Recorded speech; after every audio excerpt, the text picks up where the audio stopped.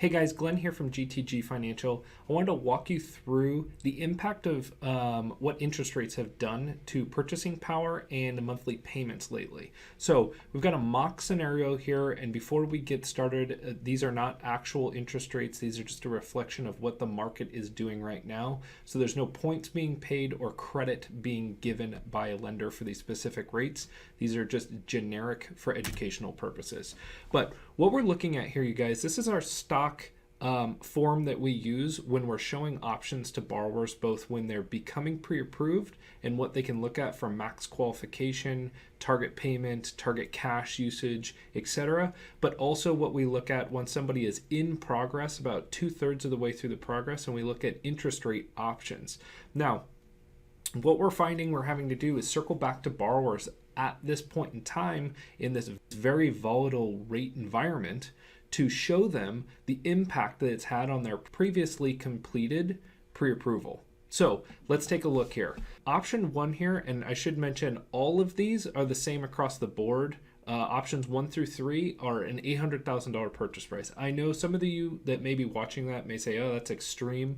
That's kind of the average purchase price after things are getting bid up and whatnot here in Sonoma County. At least it also carries down to those of you down in San Diego that we're working with, and I'm sure others can reflect that in other markets. But take that part with a grain of salt. Obviously, if we're talking about a $500,000 purchase, which please tell me where you are getting those properties, it will lessen the impact a bit, but the point is it still has a massive impact, okay? So beginning of the year, we were still hovering in the low 3% range. So I've got 3.25 here, okay? This is assuming a 20% down payment, okay? And so our loan amount in this scenario here is a $640,000 loan, 3.25. Total monthly payment, $37.18. Now that's the principal and interest here of $27.85. That's what's really being driven by the interest rate and the loan amount.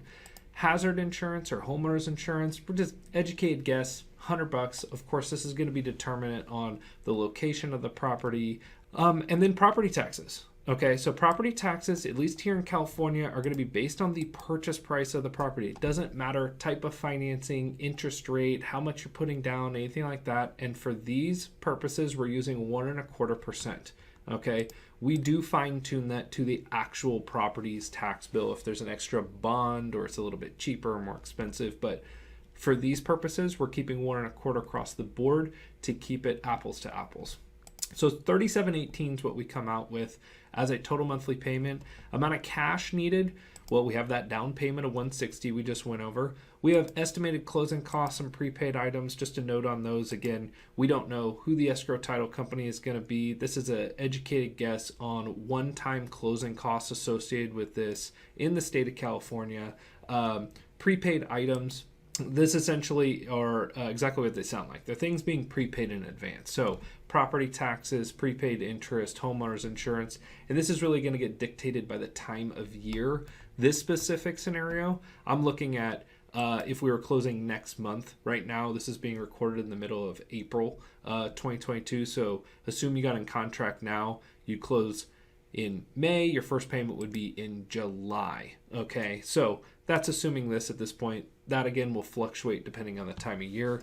All that being said, 173, I'd say you're safe, assuming 173 to 175. Okay, now what happened moving over into March? Okay, same exact scenario, only thing that has changed, interest rates. Yeah, they jumped pretty heavily. Okay, so you can see we have a big jump here, about 300, what is that? About $360 or so, okay, of a jump. Same exact scenario, essentially the same money out of pocket as well. Okay, so really felt it in the payment. All right, and now here into April, another big jump. This is where we're really starting to flirt with, a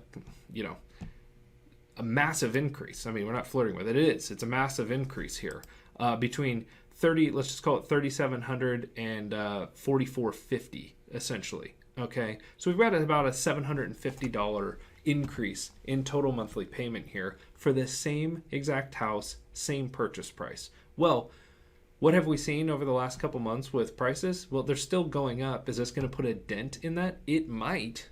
right? Because people are going to be like, look, I just can't afford that. So the last thing I wanted to show you here is what have these rise in interest rates, what has it done to your purchasing power?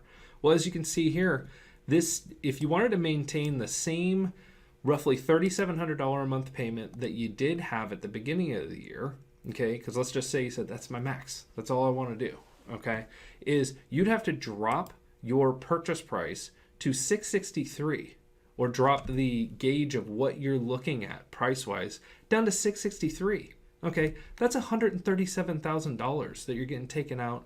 Your knees are getting taken out here of purchasing power. Okay, so there are those borrowers that are going to power through this. Okay, they're gonna say, well, is what it is. Can't control it. We'll refinance down the line in the future when if and when the rates go down, and we'll lower the payment at that point. There's going to be other buyers. We were already at their max. Okay, so they have to literally bring down the amount of purchasing power. And I know the last piece of this is, well, we are taking some money off the board here. Yes, we can apply that towards this scenario to bring this back up. You could dump that extra $30,000 in here. It'll bring you back up to about 690, but not 800. Not 800. Okay, and at that 690, it will increase your taxes. So there's a lot of different variables here.